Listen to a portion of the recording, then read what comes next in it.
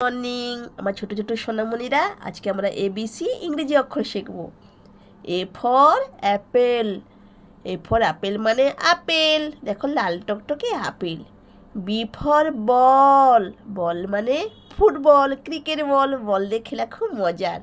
C for cat. Cat মানে একটা cute বিড়াল, দেখো মিউ মিউ করছে। D for dog. ডগ মানে কুকুর, কুকুর বলে ভো ভো। E for elephant.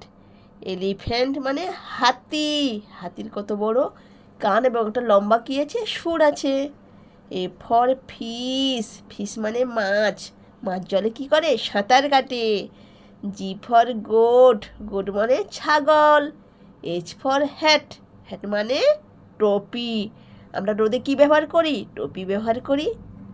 ফের দেখা হবে, বাই বাই।